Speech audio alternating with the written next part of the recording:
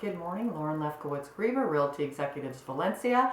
Hope you're enjoying this super crazy, wild, windy day today.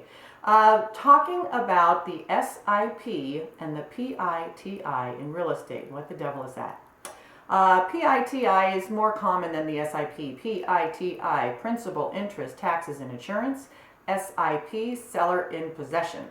PITI comes into play when the seller is in possession after close of escrow. Normally, a seller maintains their possession of the property for 1, 2, or 3 days after close of escrow to allow them the time that they may need to actually vacate the property. But sometimes the seller requires a longer period of time, and when the seller does, the buyer, who is already paying his principal, interest, taxes, and insurance because he owns the property, the buyer is allowed to collect that PITI amount from the seller on a daily basis for the period of time that the seller is in the property, SIP, seller in possession. So it's just something that you need to be aware of. Again, we're seeing more of the seller's home of choice, contingency for sale of purchase of property. So we have to be willing to juggle around possible seller remaining in possession of the property after close of escrow.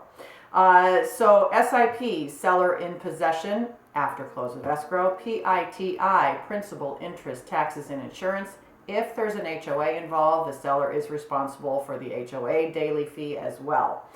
A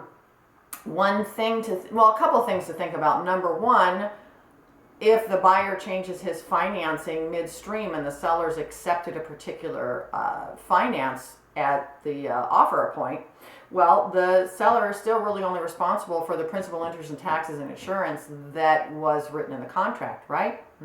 Yes. Now, another thing to think about is that lenders prefer to see less than 30 days of a seller in possession, 30 days or less of a seller in possession after close of escrow. Anything beyond that, they start to kind of think that possibly that buyer is actually turning that piece of property into a rental. And as you should all know by now, owner occupied receives a better interest rate than tenant occupied or a investment property.